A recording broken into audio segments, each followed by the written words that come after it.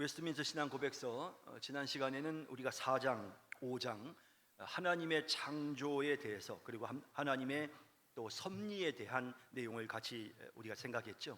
하나님께서 우리의 구원과 관련하여 작정하시는 것을 우리가 하나님의 예정이라고 부르죠. 그리고 그 작정한 바를 하나님께서 하나씩 이루어 나가는 그 모든 과정이 섭리다. 그래서 하나님의 섭리가 어떻게 이루어지는지에 관한 그런 내용들을 우리가 지난 시간에 함께 살펴보았습니다. 오늘은 이제 6장, 사실 이제 6장과 7장은 인간들에 대한 내용을 다룹니다. 그래서 인간 그리고 또 그 인간과 더불어 언약을 체결하시는 7장까지 두 장의 내용을 함께 살펴보도록 하겠습니다. 자, 6장 사람의 타락 그리고 죄와 그 징벌. 자, 6장 내용을 함께 보도록 하겠습니다. 자, 6장 1절에 나오는 내용 제가 읽겠습니다. 우리의 첫 조상은 사탄의 관계와 유혹에 넘어가 금지된 실과를 먹어 죄를 지었다. 그들의 이 죄를 하나님께서는 자기의 영광을 목적으로 조종하신 후 자기의 지혜롭고 거룩한 작정을 따라 허용하시기를 기뻐하셨다. 자, 인간이 최초의 타락한 내용을 보여주고 있는 1절입니다.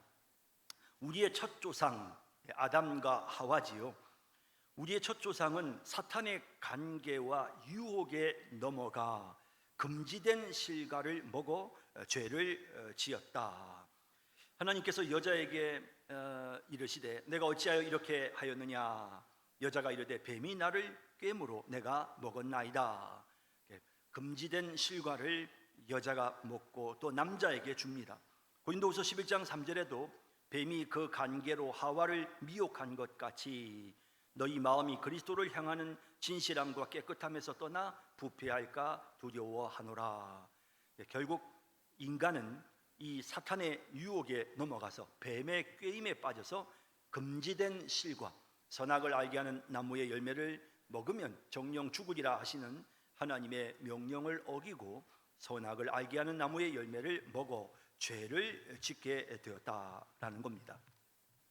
자, 그들의 이 죄를 하나님께서는 자기의 영광을 목적으로 조정하신 후, 자, 무엇이든지 간에 결국 하나님께서 섭리하시고 또 하나님께서 역사하실 때는 하나님의 영광이 최종적인 목적입니다. 그래서 하나님은 자기의 영광을 목적으로 조정하신 후, 자, 여기 조정하신다라는 내용의 의미는 이것은 이제 하나님께서 그냥 손 놓고 계셨다는 게 아닙니다. 모든 것을 다 주관하시는 하나님이시죠. 그러나 하나님이 죄를 짓게끔 만드신 분은 아니에요. 그렇죠? 하나님께서 죄를 짓도록 하신 분은 아닙니다. 그런데 인간이 이런 실수를 범하게 되지만 결국 그 실수를 통해서 하나님의 선하신 뜻이 이루어질 수 있도록 하나님의 영광이 나타나도록 하나님께서 관여하시는 거죠. 여기서 조종하다라는 표현의 뜻은 바로 이렇게 하나님의 영광을 목적으로 하나님께서 그 모든 것을 다 이렇게 보고 계시는, 그 모든 것을 상황들을 하나님께서 알고 계시고 그것을 조정하신 후에 자기의 지혜롭고 거룩한 작정을 따라, 자, 지혜롭고 거룩한 작정, 하나님의 모든 작정은 지혜로우시고 그리고 거룩하십니다. 죄가 없으시죠. 그런 그 작정을 따라서 하나님께서 인간의 이 죄를 허용하시기를 기뻐하셨다. 하나님이 그 죄를 짓는 것을 그냥 허용하셨다라는 겁니다. 자, 이 125번 각주는 좀 중요한데요. 로마서 11장 32절에 하나님이 모든 사람을 순종하지 아니하는 가운데 가두어 두셨다.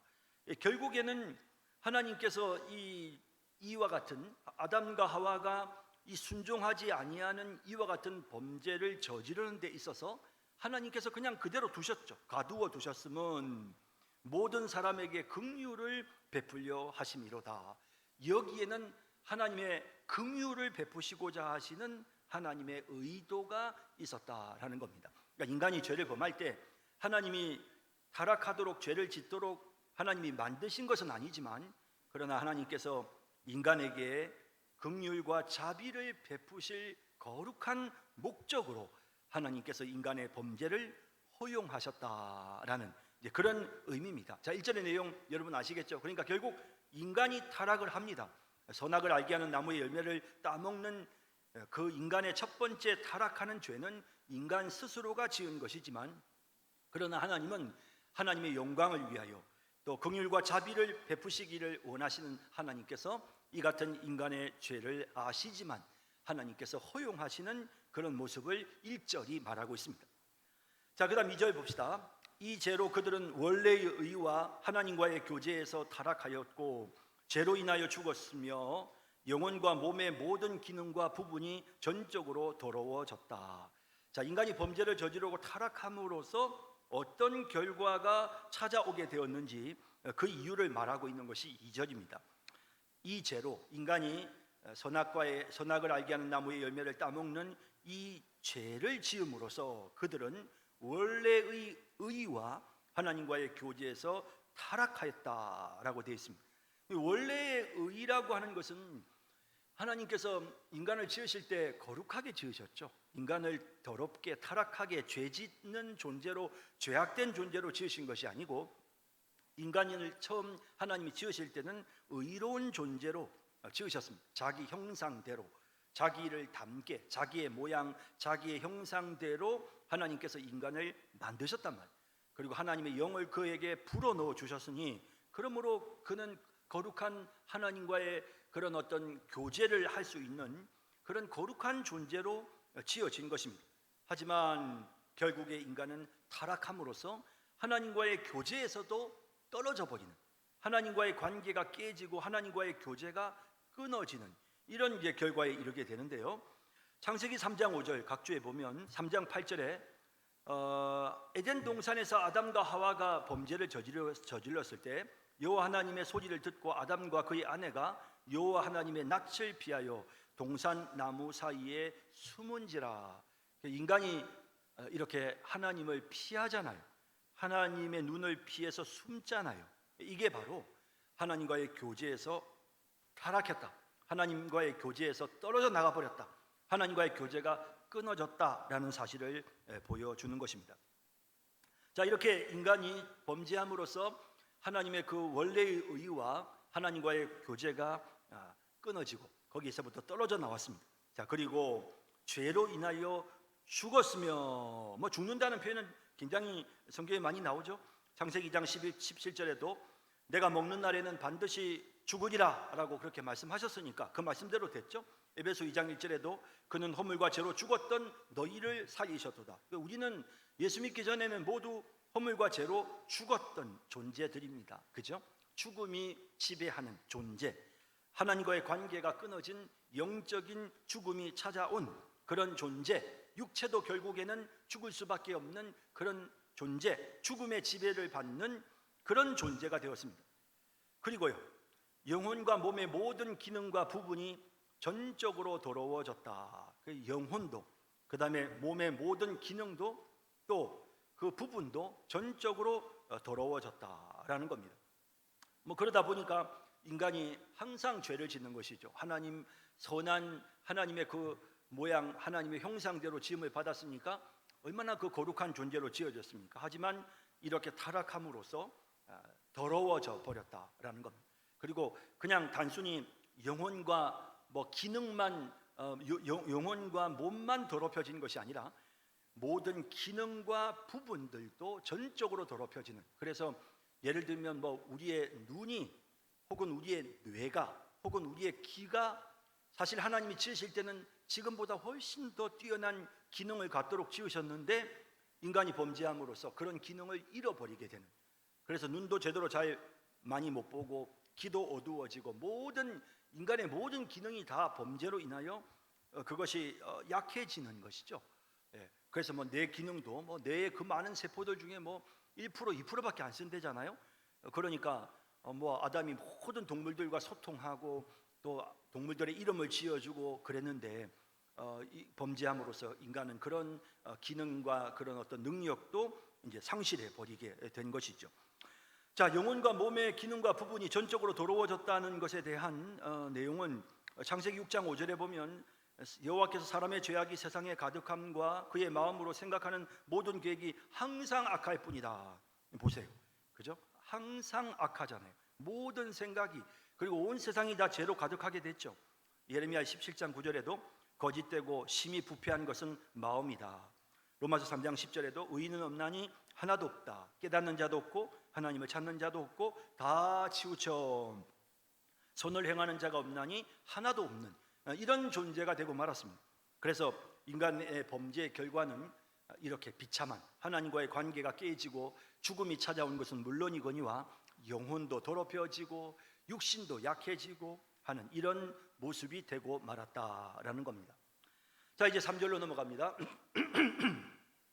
그들은 온 인류의 뿌리이기 때문에 이 죄의 죄책은 전가되었고 죄 안에서 동일한 사망과 부패한 본성은 보통 생육법으로 그들에게서 태어난 모든 후손들에게 전수되었다.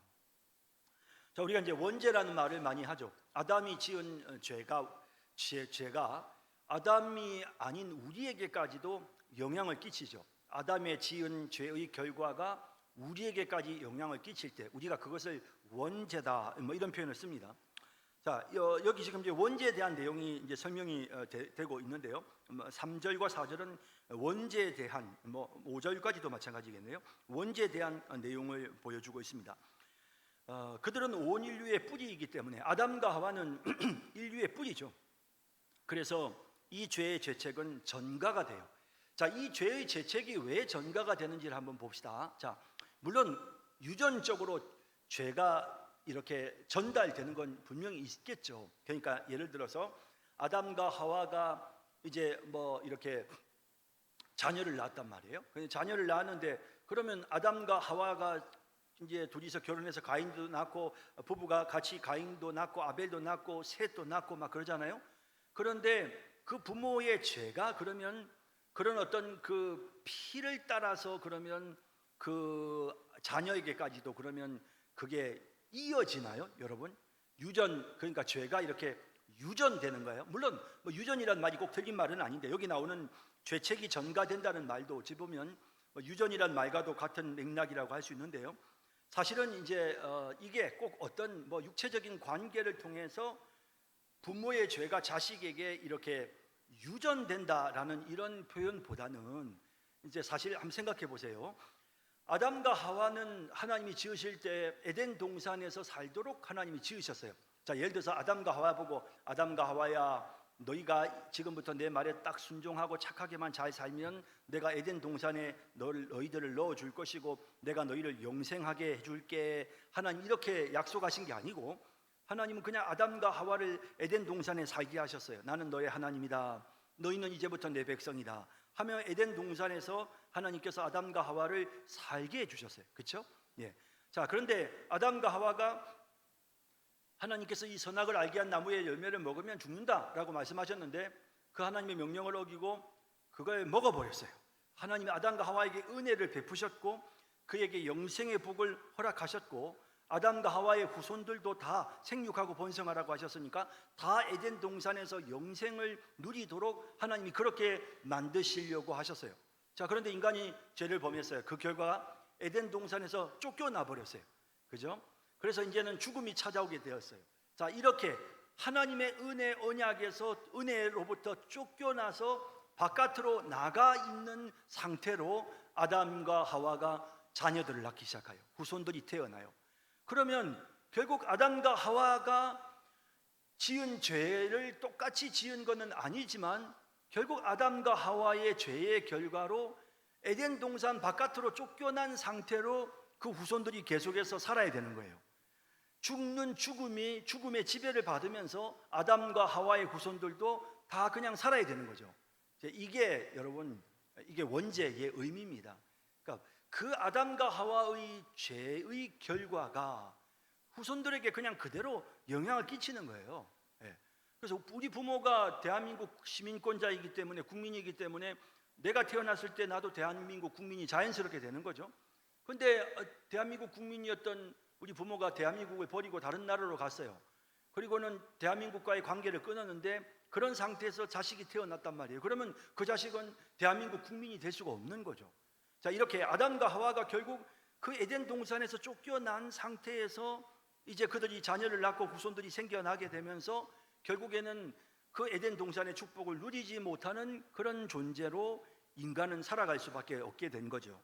자, 그런 내용입니다. 그래서 온유의 뿌리이기 때문에 이 죄의 재책은 결국에는 인간에게 그대로 전가가 되었어요. 그리고 부모가 범죄를 저질렀단 말이에요. 그러니까 그 부모의 그런 죄성이나 이런 것들도 그대로 자녀들에게도 이어지는 거죠. 가인이 아벨을 죽이는 걸 보세요. 미워하고 죽이고 시기하고 이러잖아요. 이런 부모의 죄가 그 후손들에게까지도 영향을 끼치게 되는 거죠.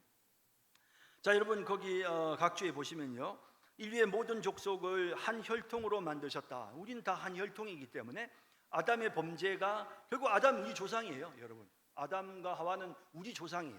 그렇기 때문에 아담이 범죄한 것이 우리에게까지 다 영향을 끼치게 되는 거죠. 또 보세요. 로마서 5장 12절에도 한 사람으로 말미암아 죄가 세상에 들어오고 죄로 말미암아 사망이 들어왔나니 이와 같이 모든 사람이 죄를 지었으므로 사망이 모든 사람에게 이르렀느니라. 아담과 하와가 범죄를 저질러서 결국에는 사망이 찾아왔잖아요. 그런데 그 후손들도 마찬가지예요. 똑같이 아담처럼 범죄하고 죄짓고 그러면서 결국에는 사망의 지배를 받게 되는 것이죠. 이런 아담의 범죄의 영향을 받고 또 그들 스스로가 계속해서 죄를 범하고 이러면서 인간은 죄 가운데 살아갈 수밖에 없는 존재가 됐다라는 거죠. 예, 뭐 로마서 5장 17절도 마찬가지입니다. 한 사람의 범죄로 말미암아 그 사망이 한 사람을 통하여 왕노릇하게 되었다.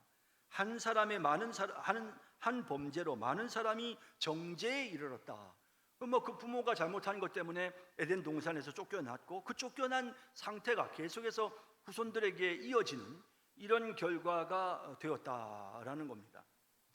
자, 이제 이런 죄책이 이렇게 우리에게 전가가 되었고요. 그다음 부분 봅시다. 죄 안에서 동일한 사망과 부패한 본성은 보통 생육법으로 그들에게서 태어난 모든 후손들에게 전수되었다. 이게 이제 앞서 말씀드렸던 것처럼 유전이 되는 것이죠. 부모의 죄성이나 부모의 연약함이 후손들에게 유전이 되는 겁니다.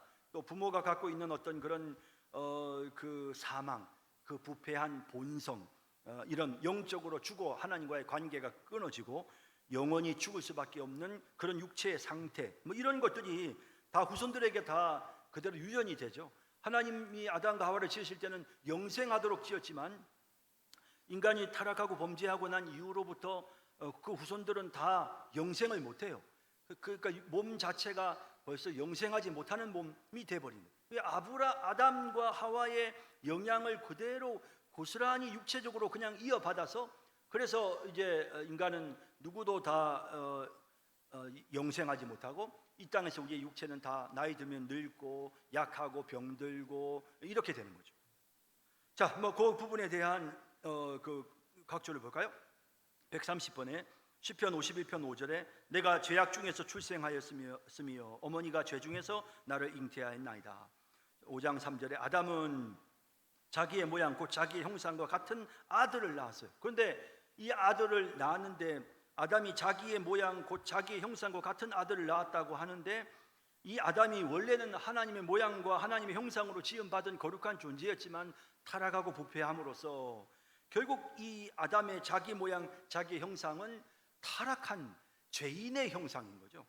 그것을 자식에게 그대로 되물림하게 되는 것입니다. 그래서 아담의 그런 어떤 범죄의 상태를 그런 타락한 어떤 죄성을 인간이 그대로 갖고 이 땅에 태어나게 된 것입니다.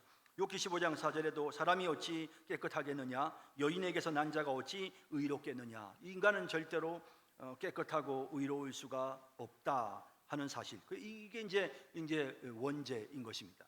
사람은 태어날 때부터 이렇게 악한 존재로 결국 그 조상적부터 그런 타락한 존재로 태어나는 거죠. 태어납니다. 그러니까 뭐 이런 거죠. 아버지가 뭐 옛날 뭐 조선 시대에는 그런 게 있지 않습니까? 뭐 용모를 깨하는데 가담을 해서 양반이었지만 뭐 천민이 되어 가지고 그래서 이제 천민으로 이제 이렇게 떨어졌단 말이에요. 그런데 이제 그 자식이 태어났어요. 자식이 태어났는데 어쩔 수 없이 천민이 될 수밖에 없는 거죠. 천민이 될 수밖에 없어요. 그런데 그래도 그 천민이지만 양반의 피가 흐르잖아요. 자기 몸에 양반의 피가 흐르고 있잖아요. 그래도 우리 집안은 양반 집안이었고 우리 아버지는 한때 양반이었고 뭐 사대부였고 뭐. 그런데 지금 여기서 말하는 내용은 뭐냐면 아담과 하와가 그렇게 지음을 받았었지만 아담과 하와가 쫓겨났죠. 에덴 동산에서. 그뿐만 아니라 아담과 하와는 하나님의 형상을 잃어버렸어요. 그러니까 하나님의 피를 잃어버렸어요. 그러니까 타락한 인간의 피만 뭐 그런 어떤 그 뭐랄까요? 뭐 죄인의 피, 아까 방금 말씀드린 내용으로 말하자면 그런 어떤 진짜 비천한 아주 신분의 피가 흐르는 존재로 그렇게 아담과 하와가 변모되었기 때문에 그 후손들도 역시 마찬가지로 그렇게 죄인의 피를 받아서 태어나는 그런 존재가 될 수밖에 없었다라는 것입니다.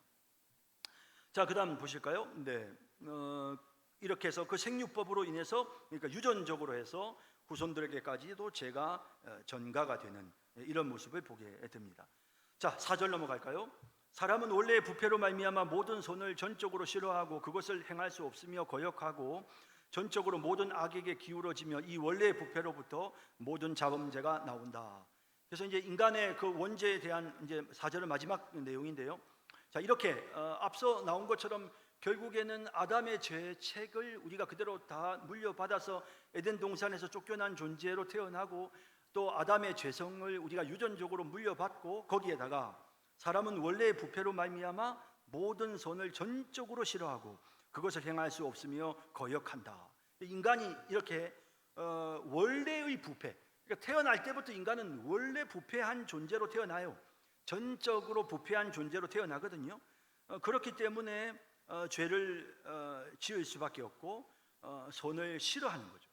131번 각주를 보시면요, 로마서 8장 7절에 육신의 생각은 하나님과 원수가 되나니 하나님의 법에 굴복하지 아니할 뿐 아니라 할 수도 없습니다. 인간은 하나님의 법에 굴복할 수 없는 그런 악한 죄성을 갖고 태어납니다. 로마서 7장 18절에도 내 육신에 선한 것이 거하지 아니하는 줄을 아노니, 선한 게 없어요.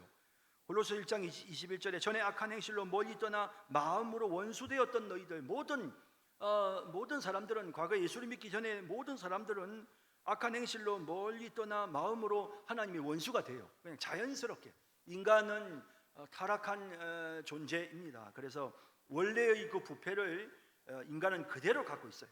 그래서 뭐 옛날에 우리가 뭐 성선설, 성악설 뭐 이제 그런 뭐 옛날 그 뭐 이제 유교에 보면 그런 게 있지 않습니까? 뭐 순자, 맹자가 뭐 주장했다 뭐 이런 내용을 말을 하는데 사실은 기독교의 원리는 인간은 전적으로 부패한 존재로 태어나요. 사람이 죄성을 갖고 태어나죠. 교육되어야 되고 예수님을 믿어야 되고 성령이 역사하셔야 되고 그렇게 해서 그 근본이 새 사람으로 바뀌지 않으면 인간의 타락한 죄성의 지배를 계속 받을 수밖에 없는 그런 연약한 존재가 되는 것이죠. 그래서 이렇게 사람은 부패한 존재로 태어나서 선을 행하기를 싫어하고 또 그것을 거역하는 이런 존재가 되고 말았습니다. 그 다음 전적으로 모든 악에 기울어지며, 자 4절 중반에 전적으로 모든 악에 기울어지며, 이게 또 무슨 내용이겠습니까? 자, 우리 130 넘어갈까요? 132번 각주 볼까요? 네. 뒷페이지에 보시면요, 거기 보면 인간의 생각이 그 마음에 생각하는 창세기 6장 5절에 모든 계획이 항상 악할 뿐이다. 이게 이제 악으로 완전히 기울어버린, 전적으로 악에 치우쳐버리는 인간의 속성을 보여줍니다. 모든 생각이 다, 모든 계획이 다 항상 악하죠. 또 창세기 8장 21절에도 사람의 마음이 계획하는 바가 어려서부터 악했다. 뭐 어려서부터 악해요, 인간은. 그리고 또 로마서 3장 12절에 3장 10절에서 12절에 보면 의인은 없나니 하나도 없다. 깨닫는 자도 없고 다 치우쳐 무익하게 되고 선을 행하는 자는 없나니 하나도 없는, 이게 이제 우리 인간의 모습입니다. 원죄를 가지고 태어나서 부패하고 타락하는 그런 모습을 보여주죠. 자, 이 원래의 부패로, 그 다음요, 이 원래의 부패로부터 모든 자범죄가 나오게 되죠. 인간의 그런 그 자범죄라는 건 본인 스스로가 고의적으로 이제 짓는 죄인데, 이런 본인 인간이 스스로 알고 이렇게 고의적으로 짓는 그 원죄의 반대되는 개념이 자범죄죠. 그 원죄는 가지고 태어나는 거고 자범죄는 내가 짓는 죄입니다. 근데 결국에는 이 자범죄는 원죄로부터 나오는 거예요. 그러니까 원죄의 그 부패로부터 이런 자범죄들이 다 만들어지게 된다라는 겁니다. 자, 그래서 여러분 볼까요? 각주에 볼까요? 야고보서 1장 14절 15절에 자기 욕심에 끌려서 미혹되는, 인간이 욕심을 갖고 있고 그 욕심에 끌려서 자꾸 미혹되어서 죄를 범하는 거죠. 욕심이라고 하는 것 자체는 어찌 보면 그건 원죄의 영향이죠. 전적으로 부패하고 타락한 인간이 이런 원죄를 갖고 있는 거니까요. 그런데 그런 원죄의 영향으로 자꾸만 이제 그 욕심에 끌려서 죄를 범합니다. 욕심이 잉태한즉 죄를 낳고 결국에는 욕심의 결과로 인간이 자범죄를 범하게 되는 것이죠. 에베소 2장 2절 3절에도 우리가 그 가운데서 행하여 이 세상 풍조를 따르고 공중의 권세 잡은 자를 따랐으니, 또 전에는 우리도 다 그 가운데서 우리 육체의 욕심을 따라 지냈다. 우리는 본질상 진노의 자녀였다. 이런 본질상 진노의 자녀였기 때문에 마태복음 15장 19절에 마음에 나오는 것은 악한 생각, 살인, 간음, 음란, 도둑질, 거짓 증언, 비방, 이런 것들이 마음속에서부터 쏟아져 나오는 거거든요. 그러니까 인간은 다 이래요. 여러분, 우리는 다 이래요. 우리의 속성을 정확하게 보여주는 그런 성경 말씀들이죠. 그래서 이런 인간의 전적인 부패로 말미암아 모든 자범죄가 우리에게 나타나게 되었다라는 겁니다. 자, 그 다음 5절로 넘어갈까요? 본성의 부패는 중생받은 자들 안에도 현세 동안에는 남아있다. 이 부패가 그리스도로 말미암아 용서받고 죽임을 당했다. 그러나 부패 자체와 그 모든 충동은 실로 당연히 죄이다. 자, 이 본성의 부패는요, 이런 어떤 그 인간이 갖고 있는 이 본성의 근본적으로 타락한 인간의 이 죄성, 이 본성의 부패는 중생받은 자들 안에도 현세 동안에는 남아 있어요. 그러니까 우리가 지금 예수 믿고 거듭났잖아요. 거듭난 사람이지만 아직도 그 죄성이 우리에게 남아 있어요. 우리 다 잘 알고 있잖아요. 죄성이 우리 안에 있다는 것을 우리가 충분히 지금 느끼고 있습니다. 자, 그래서 이제 이것이 남아 있는데요. 뭐 거기에 대해서는 뭐 우리가 다 느끼고 있는 거고요. 또 성경에도 보면 요한일서 1장 8절에 만일 우리가 죄 없다 하며 말하면 이건 속이는 것이다. 또 1장 10절에 우리가 범죄하지 아니했다 하면 하나님을 거짓말하는 이로 만드는 것이다. 옛날에 인간이 뭐 완전 성결을 할 수 있다, 죄 없는 상태로 완전 성결할 수 있다고 주장하는 그런 목회자들도 있었는데 아닙니다. 불가능합니다. 인간은 근본적으로 죄가 있습니다. 그러므로 또 로마서 1장 17절에도 내 속에 거하는 죄가 있어서 내 육신에 선한 것이 거하지 아니하는 줄을 아노니, 전도서 7장 20절에 선을 행하고 전혀 죄를 범하지 아니하는 의인은 세상에 없기 때문이로다. 인간 다 죄지어요. 아무도 죄 없이 사는 사람은 하나도 없습니다.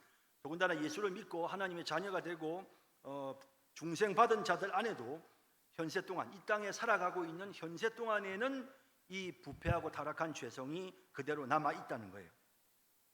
이 부패가 그리스도로 말미암아 용서받고 죽임을 당했다. 물론이죠.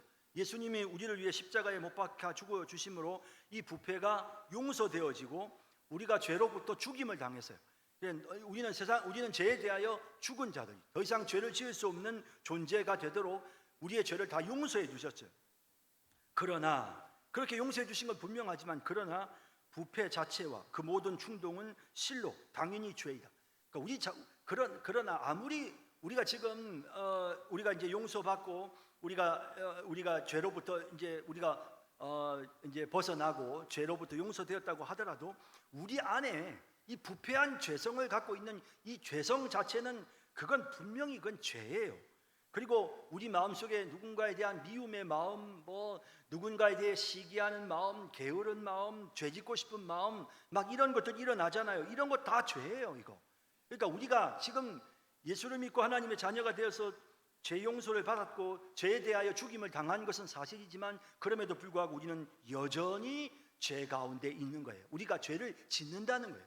우리는 죄인 이 땅을 살아가는 동안에는 죄가 우리 속에 분명히 있다는 것을 보여줍니다. 자, 각주를 보실까요? 그러나 죄가 기회를 타서 계명으로 말미암아 내 속에서 온갖 탐심을 이루었다. 오히려 이렇게 하나님의 법을 알면서도 그 법이 오히려 우리에게 계명이 오히려 하지 말라고 하니까 더 하고 말이죠. 또 갈라디아 5장 17절 육체의 소욕은 성령을 거스르고, 분명히 성령이 우리 안에 계시지만 육체의 소욕이 자꾸만 성령의 뜻을 거역한단 말이에요. 그러니까 이런 어떤 죄성, 이런 타락한 죄가 분명히 아직도 우리 안에 있어요. 당연히 우리는 죄인이죠. 그런 의미에서 우리가 살아가면서 당연히 우리는 죄인이라는 것을, 예수를 믿고 죄사함을 받았지만 죄로부터 완전히 사함 받은 우리이지만 여전히 우리는 부패한 존재고 여전히 우리 속에는 죄의 충동이 있으므로, 그러므로 우리는 우리 스스로가 죄인임을 인정할 수밖에 없는 것입니다. 자, 그 다음 이제 6절 넘어갈까요?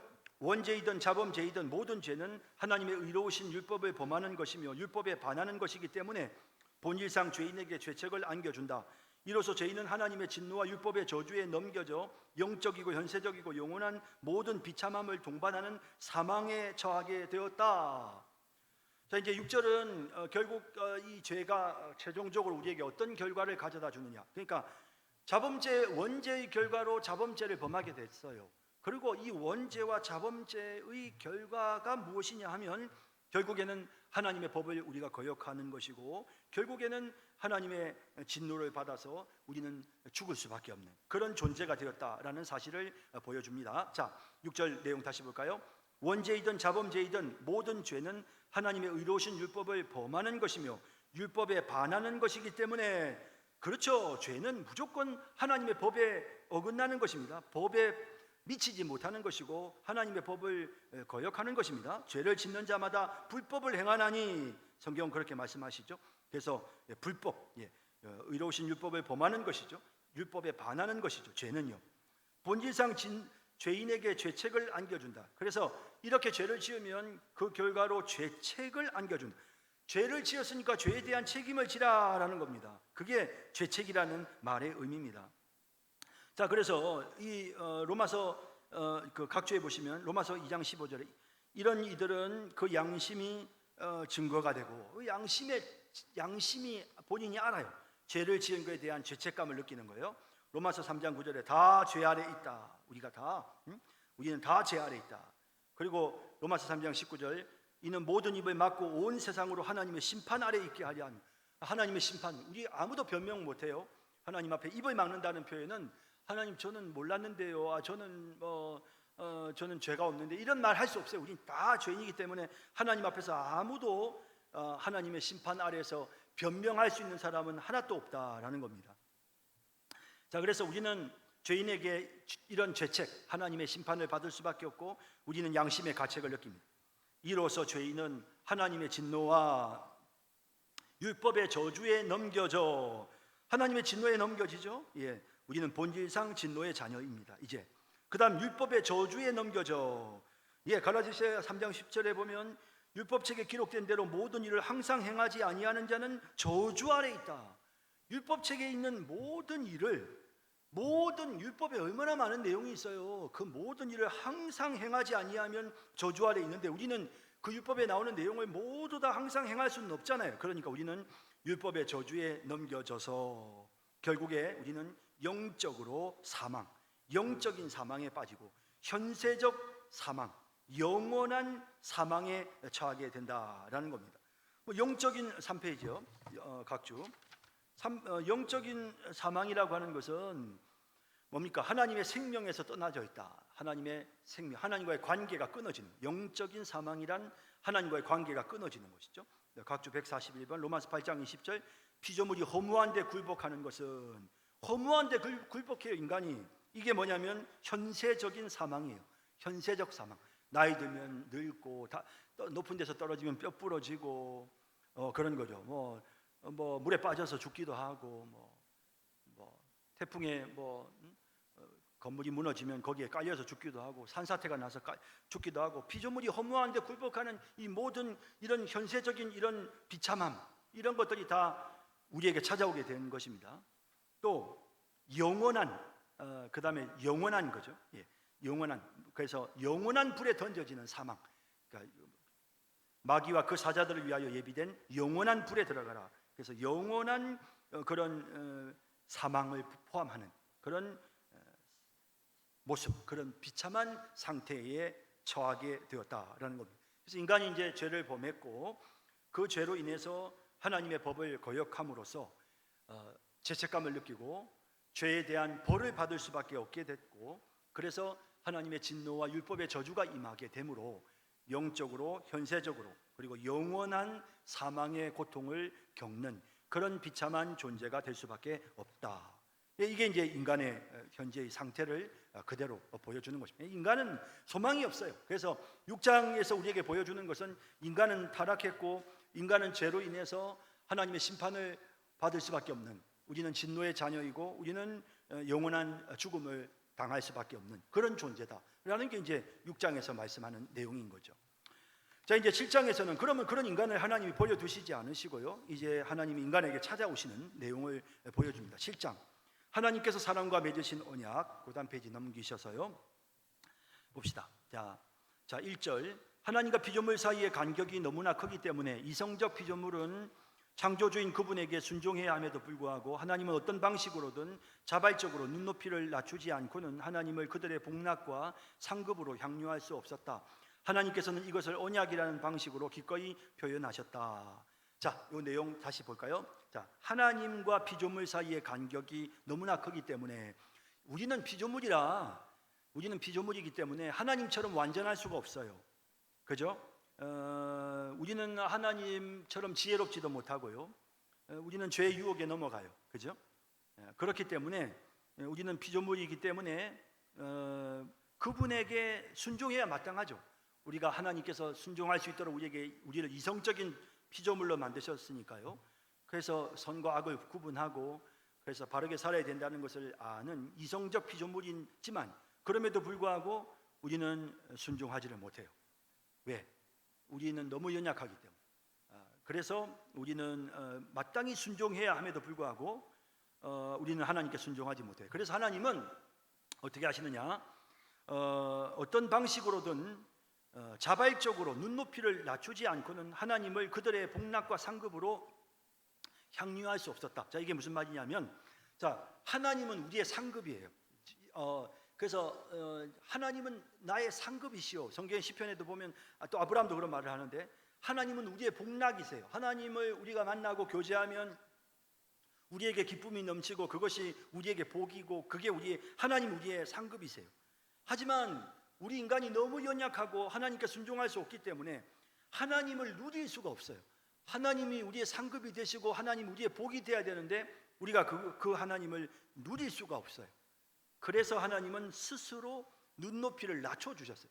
그래서 인간이 하나님을 누릴 수 있도록, 인간이 하나님을 진짜 내가 하나님을 섬기는 게 복이구나, 진짜 하나님이 나의 상급이구나 라고 그것을 누리면서 살 수 있도록 하시기 위해서 하나님은 어떻게 하셨느냐 하면 자발적으로 낮아졌어요. 친히 하나님께서 우리 인간의 모습으로 낮아지셨어요.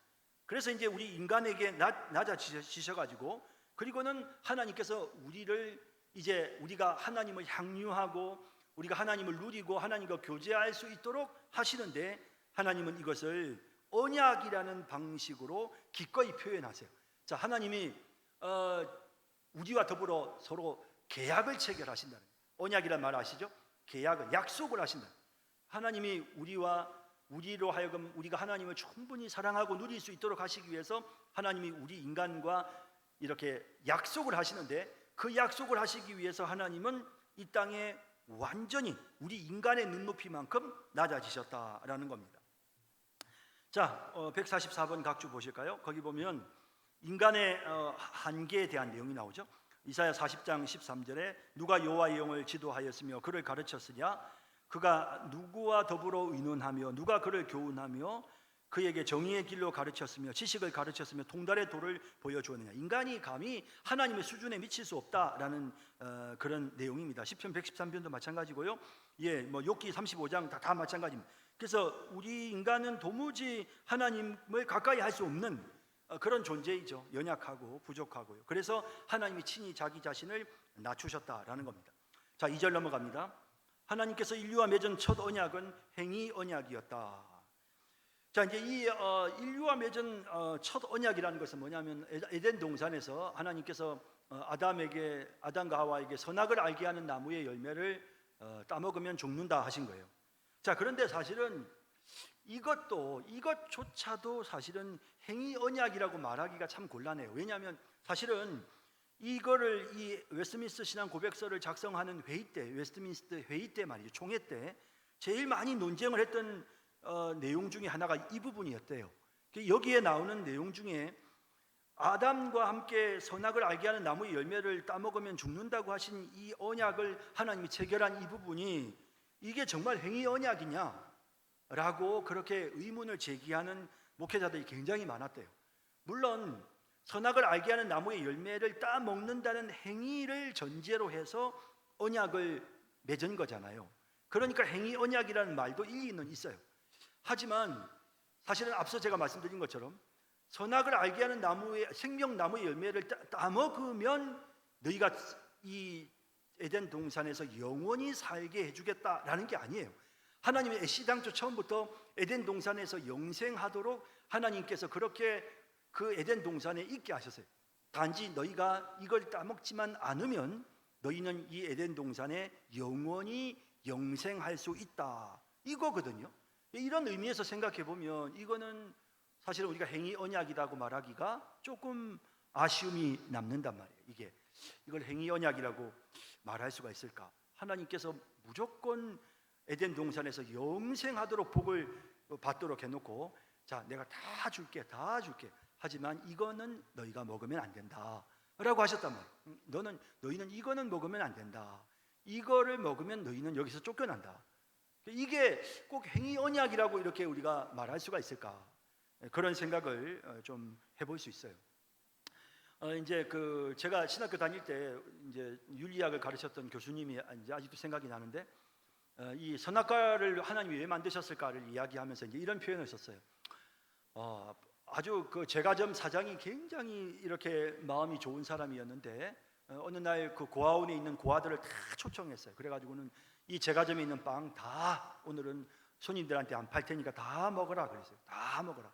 그런데 여기 요 가운데 있는 요 빵 한 개는 이거는 내가 꼭 필요한 거니까 요거는 먹지 말고 그냥 요 빵은 여러분 절대 손대지 마시고요, 나머지는 다 먹어도 좋습니다 했더니 막 애들이 좋아서 예라고 막 소리를 지른 거예요.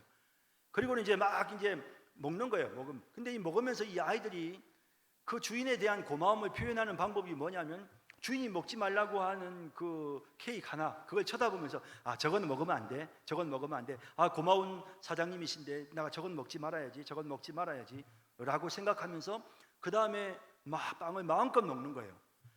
자, 그렇다면 이게 은혜입니까? 이게 행위입니까? 이걸 행위 계약 체결입니까? 이거를 우리가 은혜로 봐야 됩니까? 행위 계약 체결, 이거 다 먹어도 돼, 단지 이것만 먹지 마 했어요. 근데 여러분 이거를 은혜라고 봐야 됩니까? 아니면 행위 계약 체결을 한 것이다 라고, 저걸 먹지 않는 전제로 이걸 다 먹도록 행위 계약을 체결했다. 이제 그 윤리학 교수님이 그 이야기를 했던 내가 기억이 나는데, 사실은 이 에덴 동산에서의 언약도 생각해 보면 이것도 은혜 언약이다. 하나님께서 은혜를 베풀어 주시는 그런 은혜의 언약이었다라고 봐야 되지 않느냐. 그때 그런 공부를 했던 기억이 나는데요. 인류와 맺은 첫 언약은 행위 언약이지만 그 행위라고 하는 것 자체도 은혜 안에서 벗어나지 않는 조건으로서의 행위입니다. 선악을 알게 하는 나무의 열매를 먹지 말라는 것이었습니다. 자, 이 언약에서는 완전하고 인격적인 순종을 조건으로, 그렇죠? 그걸 따먹지 말면, 그죠? 그래서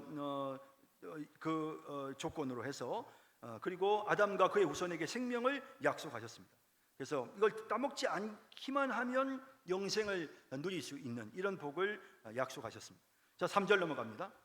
사람이 타락하여 그 언약으로는 스스로 생명을 얻을 수 없었기 때문에 인간이 부패해서 결국에는 선악과를 따먹어 버렸죠. 그래서 스스로 이제는 생명을 유지할 수 없는 상태가 되고 말았습니다. 주님께서는 일반적으로 은혜 언약이라고 불리는 두 번째 언약을 기꺼이 세우셨다. 자, 그래서 이렇게 에덴 동산에서의 이 행위 언약이 결국에는 인간의 타락으로 인하여 파기됐기 때문에, 그래서 이제 하나님께서 인간을 구원하기 위한 두 번째의 언약을 체결하시는데, 그 두 번째 언약이 바로 은혜 언약이다라는 겁니다. 자, 그래서 이제 그 은혜 언약에 대한 거 각주 볼까요? 148번 각주, 4페이지네요. 그래서 네. 자, 갈라디아 3장 21절, 능히 살게 하는 율법을 주셨더라면 의가 반드시 율법으로 말미암았으리라. 로마 3장 20절, 율법의 행위로 그의 앞에 의롭다 하심을 얻을 육체가 없나니 율법에 하나님의 한 의가 나타났다. 로마서 8장 3절, 율법이 육신으로 말미암아 연약할 수 없는 그것을 하나님은 하시나니 자기 아들을 죄 있는 육신의 모양으로 보내어 육신의 죄를 정하셨다. 창세기 3장 15절, 여자의 후손은 내 머리를 상하게 할 것이요 너는 그의 발꿈치를 상하게 할 것이니라. 그래서 인간이 에덴 동산에서 선악을 알게 하는 나무의 열매를 따먹고 범죄하여서 하나님과의 계약이 파기가 됐어요. 인간은 이제 영생할 수도 없고 하나님과도 교제할 수 없는 존재가 되었을 때 하나님께서는 여자의 후손이 뱀의 머리를 상하게 할 것이다 라고 말씀하셨어요. 그러면서 하나님은 새로운 언약을 여기에서 지금 말씀하셨어요. 이제 그 새로운 언약은 예수 그리스도를 통한 것인데요, 이 두 번째 언약이 바로 이 은혜 언약입니다. 하나님이 은혜 안에서 구원받게 하시는, 믿음으로 말미암아 의롭게 되어지는 이런 은혜 언약을 하나님께서 세우셨습니다. 자, 봅시다. 그 다음 이 언약으로 하나님께서는 죄인에게 예수 그리스도로 말미암은 생명과 구원을 조건 없이 제시하시고 그들이 구원을 받도록 믿음을 요구하시고, 자, 이 은혜 언약에서는요 반드시 믿음이 있어야 돼요. 그래서 죄인에게 예수 그리스도로 말미암은 생명과 구원을 조건 없이 제시하시고 그들이 구원을 받도록 믿음을 요구하세요. 그러니까 구원받을 죄인이 우리가 이 하나님의 언약을 누리고 그래서 영원한 생명을 누리고 하나님을 우리의 복락과 상급으로 누릴 수 있기 위해서 우리에게 필요한 것은 뭐냐면 바로 믿음이에요. 그죠? 그들이 구원을 받도록 믿음을 요구하시고 또 생명으로 예정된 모든 이들에게 성령을 주셔서 그들이 자발적으로 믿고자 하며 또 믿을 수 있게 만드시겠다고 약속하셨다. 그래서 믿음을 주실 뿐만 아니라 성령을 보내주셔서 그래서 그 성령이 그들로 하여금 믿을 수 있게끔 만들어주시는 그런 언약을 하나님이 체결하셨다라는 겁니다. 그래서 인간의 어떤 행위에 따라서 선악과를 먹고 안 먹고의 그런 행위에 의한 것이 아니고 전적인 하나님의 은혜 아래서 믿음으로 말미암아 우리가 구원을 얻는 그런 언약을 하나님께서 체결하게 해주셨다라는 겁니다. 뭐 다 아는 내용이지만 149번 각주 잠깐 볼까요? 그래서 마가복음 16장 15절 16절에 복음을 전파하라. 믿고 세례를 받는 사람은 구원을 받을 것이요 믿지 아니하는 사람은 정죄를 받으리라. 믿음으로 되죠. 요한복음 3장 16절에도 그를 믿는 자마다 멸망하지 않고 영생을 얻게 되고, 로마서 10장 9절에 예수를 주로 시인하며 하나님께서 그를 죽은 자 가운데서 살리신 것을 마음에 믿으면 구원을 받고, 갈라디아 3장 11절에 의인은 믿음으로 말미암아 사니라. 그래서 믿음으로 하나님의 복을 누리고 하나님과 더불어 교제하고 구원을 받는 이런 은혜 언약을 하나님 허락해 주셨고요. 또 뿐만 아니라 이 은혜 언약에는 성령을 주시는 게 포함되는데요, 150번 각주에 에스겔서 36장 26절 27절에 새 영을 너희 속에 두고 새 마음을 너희에게 주어서 굳은 마음을 제거하고 부드러운 마음을 줄 것이고 내 영을 너희 속에 두어 너희로 내 율례를 행하게 할 것이다. 그래서 성령이 그들의 마음 속에 역사하시는, 그죠? 그래서 요한복음 6장 44절 45절에도 아버지께서 이끌지 아니하시면 아무도 내게 올 수 없다. 아버지께 듣고 배운 사람마다 내게로 오느니라. 성령 하나님께서 친히 가르쳐 주시고 깨우쳐 주시고 예수님에게로 이끌어 주시는 이런 은혜가 임하게 되어지는 이것이 바로 은혜 언약입니다. 자, 그다음 근데 여러분, 이 은혜 언약은 구약은 은혜 언약이에요? 행위 언약이에요? 이건 좀 이따 제가 다시 말씀드릴게요. 여러분, 구약도 역시 은혜 언약이에요. 여러분, 구약도 역시 은혜 언약이에요. 구약 백성들도 마찬가지예요. 믿음으로 말미암아 의롭게 되어지는 것은 구약이나 신약이나 똑같아요. 자, 일단 4절로 넘어갈까요? 4절, 은혜 언약은 성경에서 유언이라는 이름으로 자주 나오는데 이는 유언주 예수 그리스도의 죽음과 영원한 유산 그리고 이 유산에 속하여 언약으로 상속받는 모든 것들과 관련한다. 자, 이거는 히브리서에 나오는 내용인데요. 히브리서에서는 이제 예를 들어서 유언장을 썼는데 부모가 죽지 않으면 그 유언장은 효력이 없어요. 부모가 죽으면 그 유언장은 효력이 있죠. 그런 것처럼 이 은혜 언약은 반드시 예수님이 죽어야 돼요. 예수님이 죽어야만 그 유언장에 효력이 있어요. 그래서 내가 너를 내 백성 삼으리라, 믿는 자는 구원을 얻으리라, 너희 모든 죄를 사하고 내가 너희를 내 자녀 삼을 것이고 영원한 복을 주리라. 이 모든 것들은 예수님이 죽으셔야 돼요. 그래서 유언이 효력을 발휘하려면 반드시 죽어야 되는 것처럼, 유언하신 분이 죽어야 되는 것처럼 예수님의 죽음을 전제로 한 언약이다. 그래서 이 4절에서 말하려고 하는 것은 하나님이 우리와 체결한 은혜 언약은 반드시 죽음을 전제로, 예수님의 죽음을 전제로 한다라는 거죠. 151번 각주에 보시면 거기 뭐 쭉 나오는 내용 나오죠.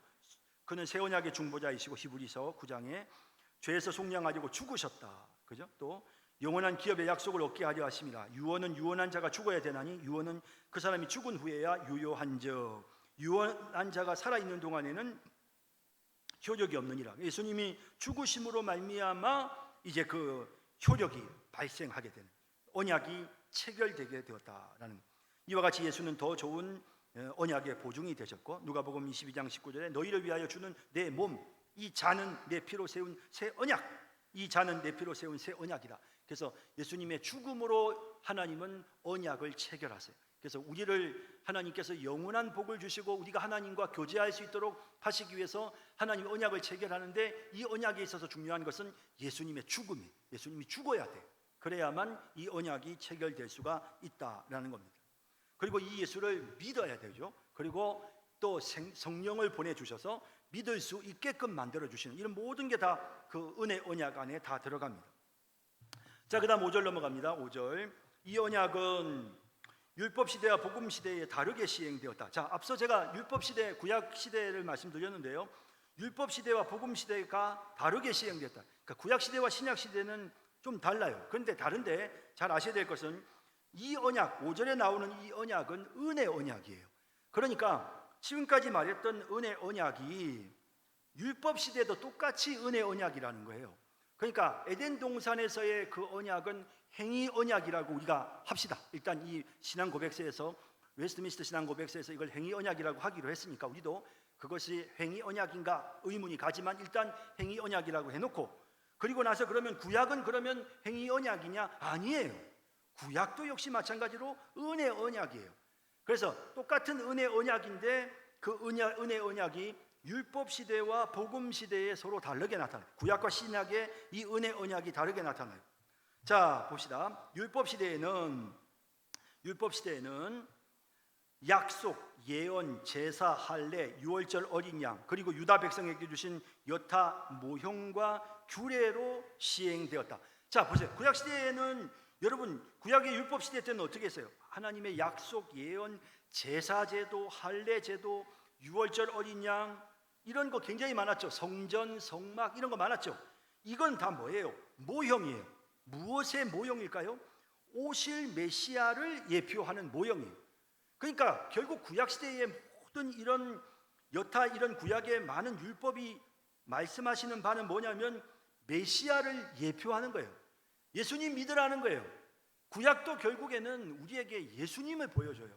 그래서 구약 시대에 행했던 유명한 제사 제도가 있죠. 여러분, 사실 이 구약 시대 제사 제도 한번 보세요. 자, 하나님께서 이게 똑같아요. 아담과 하와한테 말씀하시듯이 하나님이 아브라함과 아브라함의 후손들을 부르시고, 내가 이제부터 너희는 내 백성이다. 나는 너희 하나님이다. 하나님 언약을 체결하셨어요. 얘들아, 내가 너희와 함께 있어 줄게 하셨어요. 자, 이렇게 해서 하나님은 이스라엘 백성들과 함께 해서 그 백성들을 자기 백성으로 삼으셨어요. 자, 그런데 이렇게 하나님이 자기 백성으로 삼으셨는데, 자, 그런데 이렇게 하나님이 자기 백성 된 증표가 뭐예요? 내가 너희 하나님이고 너희는 내 백성 된 증표로 할례도 행하게 하셨죠. 하나님 약속하시고, 야, 너희 몸에 표징을 남길게. 이거는 사인이다. 이거는 내가 너희를 반드시 내 백성 삼는다는 사인이다 하면서 할례 행하게 하셨어요. 그리고 나서 하나님께서 제사를 지내도록 하셨어요. 근데 이 제사 제도가 뭐냐면, 하나님 이 제사 제도의 의미가 뭐냐면, 하나님 앞에 감사의 제사를 드리는 것도 물론 있어요. 하지만 그런 감사의 제사보다는 인간이 죄를 지으면, 하나님의 법을 어기고 범죄를 저지르면 하나님의 언약에서부터 쫓겨나요. 에덴 동산에서 쫓겨나듯이 쫓겨나요. 그래서 하나님 앞에 범죄를 저지르면 결국에는 하나님의 백성으로 살아야 되는데 하나님의 백성으로답지 않게 살면 쫓겨나잖아요. 그러면 요걸 다시 하나님의 백성으로 돌아오게끔 만드는 게 뭐냐면 제사예요. 그래서 피를 흘리고 죄를 씻으면 다시 그 사람이 하나님의 언약 백성으로 돌아올 수 있어요. 이걸 우리가 언약의 갱신이라고 하는데 제사는 언약의 갱신이에요. 그래서 다시 말하면 구약시대의 유월절 어린 양도 그렇고 모든 제사 제도는 피 흘리심으로 말미암아 죄값을 대신 치러주시는 메시아로 말미암아 나 같은 죄인도 하나님의 백성으로 다시 돌아올 수 있다. 내가 죄를 지어서 율법을 어겨서 하나님의 백성으로부터 떨어졌지만 예수님의 피로 인하여 나는 다시 하나님께로 돌아갈 수 있다는 사실을 보여주는 게 구약이에요. 그러므로 구약시대도 마찬가지로 예수님을 믿어야 되고, 구약시대에는 이 유월절 예식을 통해 이 제사 제도를 통해서 그들이 제사를 믿고 성전을 믿는 것은 결국 그들이 예수님을 믿는 거예요. 하나님의 은혜를 믿고 예수를 믿는 거예요. 그래서 믿음을 가지면 구약시대의 아브라함도 처음부터 율법을 행해서 구원받은 게 아니고 하나님의 아브라함의 믿음을 보시고 하나님이 그에게 의를 행하시고 그를 하나님께서 의롭다 하시고 자기 백성 삼으신 거예요.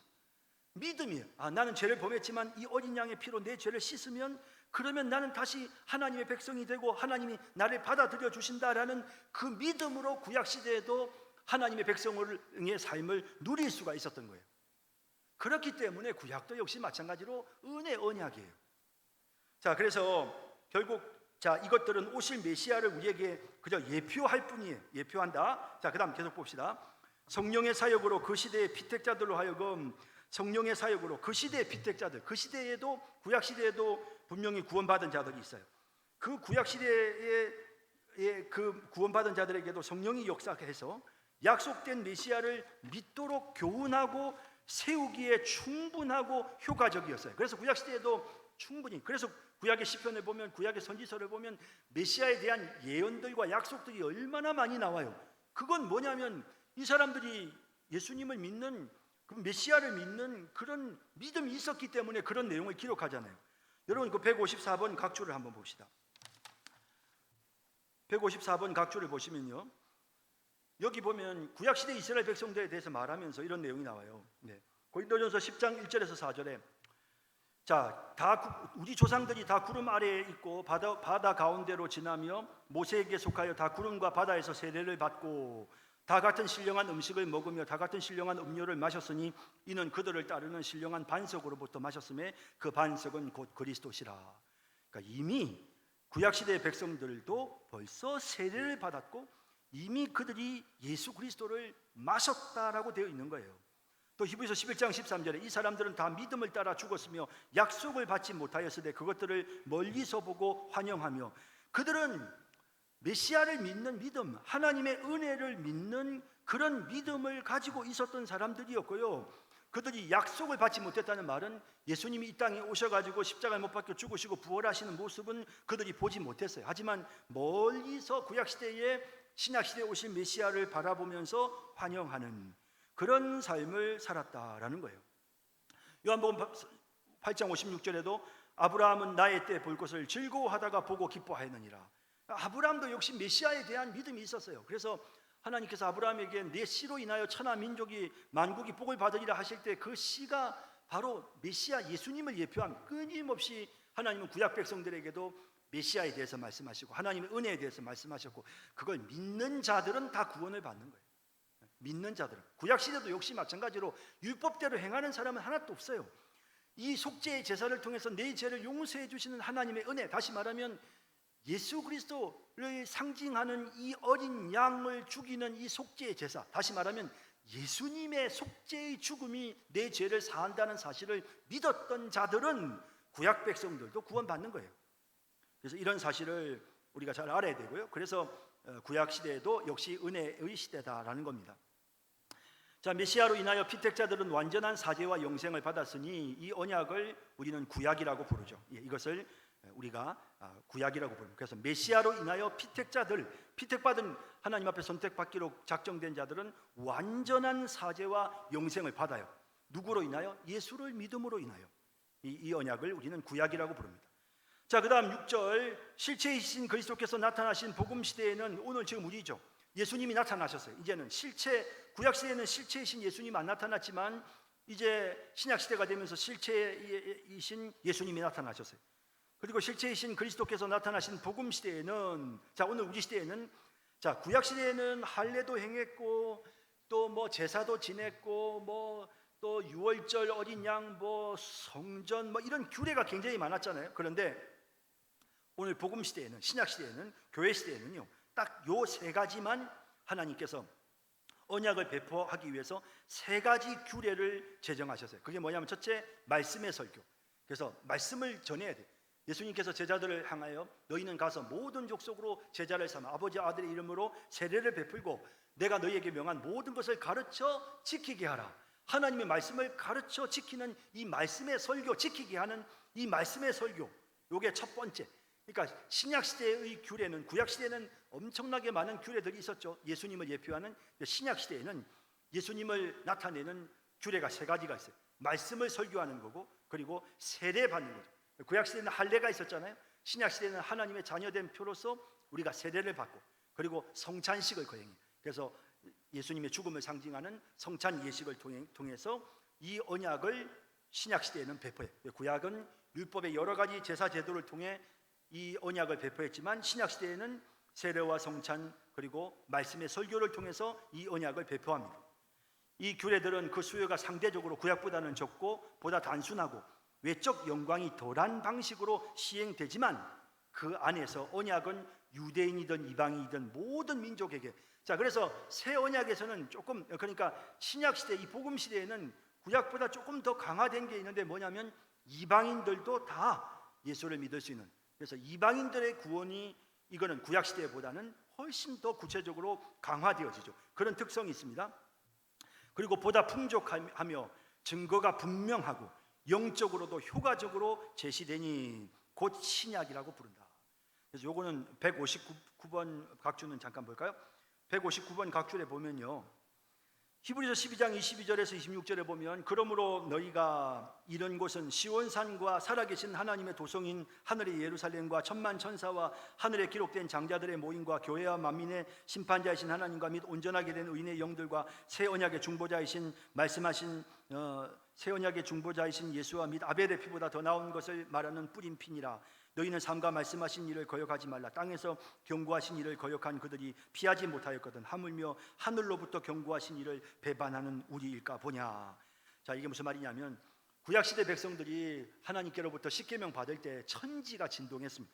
그런데 지금은 구약시대 모세가 보았던 그 십계명을 받았을 때의 그런 어떤 신의 산과는 비교도 되지 않는, 우리는 지금 하나님의 살아계신 하나님의 도성, 살아계신 하나님의 그 영광스러운 하나님과 예수 그리스도 앞에서 우리가 예수님의 그 피를 뿌린 그 속에서 그 하늘이, 땅만 아니라 하늘도 진동하는 가운데 하나님께서 우리에게 주신 그런 언약. 그러니까 이 말은 신약은 구약보다 훨씬 더 강력하고 더 은혜롭고 더 효과적이다는 거예요. 그러므로 우리가 구약 백성들도 하나님의 언약을 배반하다가 심판받았는데 신약 시대인 우리는 더 말할 것도 없으니 그러므로 우리가 이 언약을 그대로 믿고 받아들여야 된다라는 게 그런 내용. 그러니까 신약 시대가 훨씬 구약보다 더 풍성한 시대다라는 그런 내용을 설명하는 성경 구절입니다. 곧 신약이라 부른다. 그러므로 실체가 다른, 자, 마지막 부분입니다. 실체가 다른 두 은혜 언약이 아니라, 자, 실체는 한 분뿐이죠. 예수님 한 분뿐입니다. 그래서 메시아를 믿는 것은 똑같아요. 구약이든 신약이든 실체가 다른 두 은혜 언약이 아니라 배포만 다른, 그 언약을 다른 사람들에게 선포하고 알리는 그런 방법이 뭐였습니까? 구약에는 여러 가지 제사 제도가 있고 절기가 있었고 성막이 있었고 성전이 있었고 막 그랬잖아요. 그런데 신약은 어떻습니까? 말씀 선포와 세례와 성찬, 요 세 가지만 있는 겁니다. 요렇게 언약을 배포하는 방식에 있어서 신약은 조금 다르지만 그러나 실체는 똑같은, 그래서 배포 방식만 다른 동일한 하나의 은혜 언약이다라고 하는 이런 내용을 우리가 알 수 있는 것입니다. 자, 그래서 이제 6절까지 내용을 통해서 우리가 이제 인간이 범죄를 저질러서 결국 하나님 앞에 영원한 현세적 그리고 영적인 사망에 이를 수밖에 없었는데 하나님께서 인간에게 직접 찾아오셔서 은혜 언약을 하나님이 체결하셨죠. 그 은혜 언약은 예수 그리스도 메시아를 통해서 우리의 죄를 속하고 그 예수를 믿음으로 그리고 성령께서 역사하셔서 그죠? 변함없으신 그런 우리를 구원하시는 이런 언약을 하나님께서 체결해 주셨다라고 하는 것이 이게 새 언약입니다. 자, 오늘 여기까지.